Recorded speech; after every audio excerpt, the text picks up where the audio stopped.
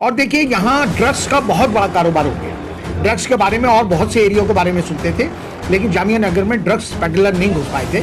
लेकिन अब जमुना के किनारे बटलाव जाकिर नगर जोकाबाई में बहुत बड़ी तादाद में ड्रग्स पेडलर बैठे हुए हैं, जो यहाँ के आने वाली जनरेशन जो है हमारी उसको बर्बाद कर रहे हैं और पुलिस की मिली भगत से कर रहे हैं। तो शुरू से ही था यहाँ पर और कांग्रेस के टाइम में भी था।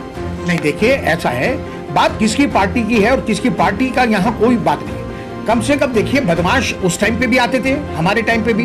कम से कम बदमाशों की हिमायत में कोई नहीं खड़ा हुआ। पूछूंगा आपसे कि पुलिस को इतना टारगेट क्यों किया जा रहा है? क्योंकि पुलिस मुर्दाबाद के नारे लगाए जा रहे थे अभी कैंडल मार्च में। पुलिस तो कार्रवाई कर रही है, इन्वेस्टिगेशन चल रहा है, 4 लोग गिरफ्तार हो चुके हैं और आगे की कार्रवाई, जो लोग फरार है उनकी भी गिरफ्तारी जो का आश्वासन दिया है, फिर पुलिस को टारगेट क्यों? देखिए, हम चूंकि यहीं रहते हैं, हम पुलिस की वर्किंग बहुत अच्छी है। 25 फरवरी का ये वाक़या है कि एक बहुत ही मासूम लड़का जिसकी उम्र 24-25 साल थी, आदिल, और उसके फादर जो हैं एक तरह से लेबर क्लास आदमी और घरों में पेंटिंग का काम लेते हैं और उसी से उनका गुजारा बसर है। उनके एक मासूम बच्चे को छोटी सी बात पे एक भीड़ ने इकट्ठा होकर बेरहमी से उसका कत्ल कर दिया, आदिल का। आप तसव्वुर भी नहीं कर सकते, जो कहते हैं ना अंग्रेजी में लफ्ज़ ब्रूटली मर्डर, कि कोई उसका हिस्सा ऐसा नहीं था जो घायल ना हो। और ज़रा सी बच्चों के खेल में, जबकि उसका उन बच्चों से भी कोई ताल्लुक़ नहीं था, वो बचाने लगा उन बच्चों को और जो लोग मार रहे थे, सिर्फ इतनी सी बात पे। आज का जो हम 22 महीने में 3 इंसिडेंट हुआ ओखला में, एक 2 तो गोली चलने का वारदात और ये अभी जो तालिब का जो मर्डर। नहीं, देखिए 3 वाक़या गोली चलने के हुए हैं फरवरी माह में, और ये मर्डर हुआ। एक मुरादी रोड पे फायरिंग हुई एक साहब के घर पे, एक कब्रिस्तान पे हुई और एक शाहीन बाग पे हुई। 3 वाक़या कब्रिस्तान में। हमें पुलिस से इन्हीं बातों पे ज़्यादा नाराज़गी है कि जो लोग फायरिंग करते हैं उनमें से कभी कोई पकड़ा भी जाता है, लेकिन हथियार बरामद नहीं किया जाता। अगर आप उनसे हथियार बरामद नहीं करेंगे और छोटे से मामलों में उनको जेल भेज देंगे, वो छूट कर आते हैं, फिर वही हथियार बार बार इस्तेमाल करते हैं। तो पुलिस को उन्हें रिमांड पे लेके वो असले बरामद करने चाहिए। आपको नहीं लगता ओखला की हालात दिन ब दिन बद से बदतर होता जा रहा है? हालात को काबू पाने के लिए आप लोगों ने क्या सोचा, क्या निर्णय बनाया आप लोग? देखिए, ये जामिया मिलिया इस्लामिया के अतराफ में जो एरिया है जाकिर नगर से शाहीन बाग तक, इसको जामिया नगर कहला जाता है। और तमाम हिंदुस्तान से लोग यहाँ इसलिए शिफ्ट हुए कि, और पढ़े लिखे फैमिलियाँ शिफ्ट हुई कि अपने बच्चों को अच्छी तरबियत मिलेगी, बच्चों को पढ़ाएंगे लिखाएंगे। और बहुत से लोग ऐसे आए जिन्हें बच्चों को एजुकेशन थे, वो बहुत गरीब घर से, लेकिन थोड़ी सूझबूझ थी कि बच्चों को अच्छी तालीम मिलेगी और हमें कोई रोज़गार मिलेगा। तो आज और बहुत अच्छा, दिल्ली में सबसे बेहतरीन एरिया जामिया नगर कहलाया जाता था, लेकिन कुछ चंद सालों से, आप 6-7 साल में अगर आप देखें तो 14-15 मर्डर यहाँ पर हुए, और न जाने कितनी बड़ी तादाद में यहाँ पर रोज़मर्रा का है कि भीड़ इकट्ठी होती है और कहीं पर भी फायरिंग कर देती है। आम आदमी का जीना दूभर हो गया है। और देखिए, यहाँ ड्रग्स का बहुत बड़ा कारोबार हो गया।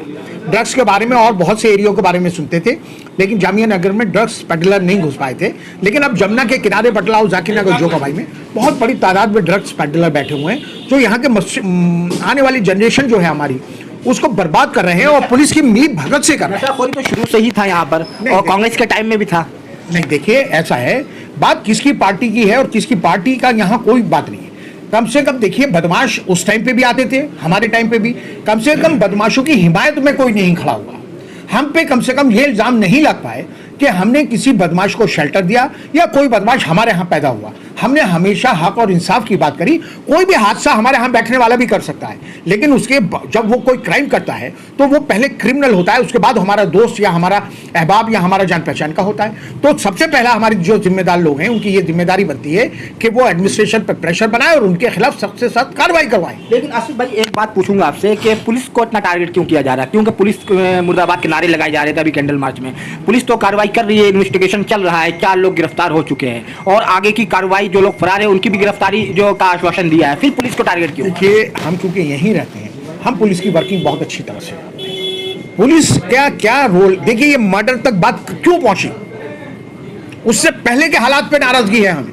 हमने अभी आपको बताया कि हम कहते हैं ड्रग पैडलर्स बैठे हुए हैं यहाँ, उनके खिलाफ कार्रवाई करिए। पुलिस डीसीपी से, एसीपी से, एसएचओ से हमसे पूछता, आप बताइए, हम कार्रवाई करेंगे। अरे भाई, कोई रोड़ी बदरपुर कोई कुछ सामान घर में लाता है तो पुलिस को पता, पुलिस उसके घर पहुंच जाती है। ड्रग्स पैडलर्स के बारे में क्यों नहीं पता? जो लोग हर 10 कदम पर सीसीटीवी कैमरे लगे हुए हैं, लोगों ने प्राइवेट इतनी बड़ी तादाद में लगाए हुए हैं, फायरिंग करते हैं, इनकी पकड़ में नहीं आती। तो बात यह है कि इतनी गुंडों को, बदमाशों को, ड्रग्स पेडलर्स को इतनी पुलिस की तरफ से छूट मिल चुकी है, जिसका रिजल्ट जो है ये तालिब है। इसलिए हमें नाराजगी है। ये देखिए, क्योंकि मर्डर के बाद अंडर प्रेशर पुलिस आ जाती है तो वो बात को यहीं तक महदूद करना चाहती है, हमने कार्रवाई कर तो दी। अरे भाई कार्रवाई कर दी तुमने, आप जो आपका कंस्ट्रक्शन से क्या लेना देना है? कंस्ट्रक्शन अनऑथराइज कंस्ट्रक्शन होता है, इसके लिए गवर्नमेंट ने एमसीडी की ड्यूटी लगा रखी है। ये काम है पुलिस का कि अनऑथराइज कंस्ट्रक्शन ना हो। इसमें पुलिस का रोल कहां से आ गया? पूरी थाने की पुलिस अनऑथराइज कंस्ट्रक्शन पे लगी हुई है, एक एक दरवाजे पे एक एक पुलिस वाला खड़ा हुआ है। कहां ट्रैफिक जाम है, कहां इंक्रोचमेंट है, कहां सरकारी जमीन घेरी जा रही है, कहां बदमाश फायरिंग, पुलिस को मतलब ही नहीं है। और आप देखिए, मेरा अपना तजर्बा है जाती, इस केस में भी साफ क्लियर दिखाई दे रहा है कि कितने लोग मानने वाले हैं, और जो नहीं आए हैं उनके बारे में भी पुलिस को पता है। 5-6 को अरेस्टिंग करेंगे, बाकी से वसूली करेंगे और मोटी करेंगे।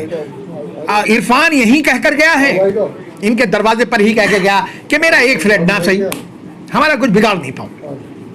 इनके दरवाजे धमकी। एक इरफान चौधरी, वो है नफीस चौधरी, वो जब तक बच्चे की खबर नहीं आई थी मन में। नफीस चौधरी कौन? ये उसका भांजा भतीजा लगता है। वो यहीं पर गली पे इनके सामने कहकर गया, इनकी बेटियों के सामने, कि वो अगर नहीं मारा है तो बताओ उसे हॉस्पिटल में ही मार के आएंगे। अभी आप मेरे बाद ये दोनों बातें उनकी फैमिली से तस्दीक करिएगा, और आप उनकी फैमिली से ये भी तस्दीक कीजिएगा कि वो कौन लोग थे जो उनकी हिमायत में रातों थाने में खड़े रहे, एसएचओ को फोन कर रहे थे कि इनको छोड़ दिया जाए, ये बेगुनाह है। हमने कम से कम जब सीसीटीवी फुटेज आ गई तो डीसीपी को ये बात नहीं कहनी चाहिए थी। अगर आपने डीसीपी का एक क्लिप देखी हो, वीडियो देखी हो, बहुत लाइटली वो कह रही है, बहुत लाइटली कह रही है कि गिल्ली डंडा का झगड़ा था इरफान का और तालिब का। ना तालिब गिल्ली डंडा खेल रहा था, ना ये पता, मुझे बड़ी हैरानी हुई कि डीसीपी ऐसी बात कर रही है। ना तो इरफान गिल्ली डंडा खेल रहा था, ना तालिब गिल्ली डंडा खेल रहा था। इरफान तो वहां से गुजर के जा रहा था, बच्चे गिल्ली डंडा खेल रहे थे, इत्तेफाक से वहां से तालिब भी जा रहा था, गिल्ली लाग जाके उसके एक साथी के लग गई इरफान के। इरफान ने बच्चों को मारा, उसने बीच बिछाव किया, बच्चे भागे, उन्होंने सिर्फ इतनी सी खता दी। लेकिन डीसीपी क्या दिखा रही है कि इरफान और तालिब का गिल्ली डंडे पे झगड़ा हुआ, और क्या कह रही है, हमने कार्रवाई कर ली। अफवाहों पे ना जाए, अफवाह किसे कह रही है? वीडियो। हम उनके खिलाफ सख्त कार्रवाई करेंगे जो अफवाह उड़ाएंगे, मतलब जो वीडियो क्लिप डालेगा, दिखाएगा, उसके खिलाफ कानूनी कार्रवाई करेंगे। मामला इन्वेस्टिगेट है ना, मामला इन्वेस्टिगेशन में चलता है तो बीच में दखलंदाजी नहीं कर सकते। कौन दखलंदाजी कर रहा है? एक वीडियो ही तो चल रहा है, एक वीडियो ही तो चल रहा है। तो उससे माहौल भी खराब होने का अंदेशा, लॉ एंड ऑर्डर का खतरा है। बिल्कुल नहीं। कैसे आप बात कर रहे हैं? तमाम चैनलों पे ये चीजें चलती है, तमाम कोई चैनल ऐसा है जिसमें ये चीजें नहीं दिखाई जाती। आप उन चैनलों के खिलाफ कार्रवाई क्यों नहीं करते? आप उन चैनलों के खिलाफ कार्रवाई क्यों नहीं करते? किस तरह की बकवास बेहुदा बातें चैनल कर रहे हैं, क्या चीजें नहीं दिखाते चैनल? पुलिस को चैनलों के खिलाफ जो जितने भी है गोदी मीडिया, उनके खिलाफ कार्रवाई क्यों नहीं करते? अच्छा, ये कैंडल मार्च से जो आपने मुआवजे की बात करी है, आपको पता होना चाहिए कि अमानतुल्लाह खान ओखला के इलेक्शन कैंपेनिंग में गए हुए हैं, ओखला में नहीं है वो, तो वो आएंगे तो हो सकता है मुआवजा दे आए आकर के, तो फिर उनका आने का इंतजार कीजिए। मैं एक बात बताऊँ आपको, मैं पॉलिटिकली बहुत बात नहीं करना चाह रहा था। ये बात सवाल आपने पूछा, आप अमानतुल्लाह से पूछ लेना कि वो कब गए। जब आए तो उनसे कहना कि आप बताइए आप दिल्ली छोड़ के कब गए। जब इसका कत्ल हो गया है उसके अगले दिन शाम को गए। एक दिन 25 को मारा, 26 को कत्ल हुआ, 26 की रात को वो यहाँ से गए हैं। तो जब उनको 36 घंटे मिले, उस 36 घंटे में उन्हें मिलना चाहिए था।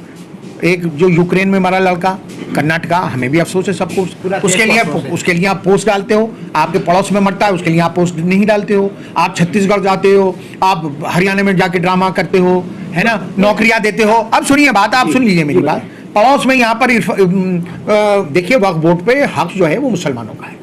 मुसलमानों की प्रॉपर्टी से रेवेन्यू आता है, उस रेवेन्यू को मुसलमानों की बेवा बच्चे, यतीम बच्चे और गरीब गुरबा पे खर्च किया जाता है। 1 करोड़ रुपए लाके दे दिया रुपेश को। हमें रुपेश से पूरी हमदर्दी है, रुपेश गुर्जर से। हमें दिल्ली सरकार के और बहुत से हेड थे, दिल्ली सरकार के पैसे उसे 2 करोड़ देते थे, हमें क्या एतराज था? दिल्ली सरकार में इतने महकमे हैं, उसकी बीवी को कहीं पर भी नौकरी दे देते।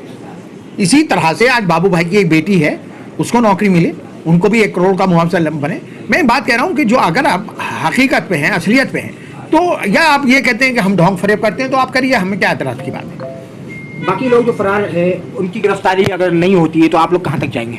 देखिए, हम अगर पुलिस ने जो वीडियो में लोग दिखाई दे रहे हैं, पुलिस ने उनके खिलाफ, सबके खिलाफ कार्रवाई नहीं करी, तो हमारे पास बहुत ऑप्शन है, बहुत ऑप्शन है। हम हाई कोर्ट जाएंगे, और हम सीबीआई की इंक्वायरी के सेटअप करने के लिए हम कोर्ट से अपील करेंगे, क्योंकि हमें अभी भी पुलिस की वर्किंग पे बिल्कुल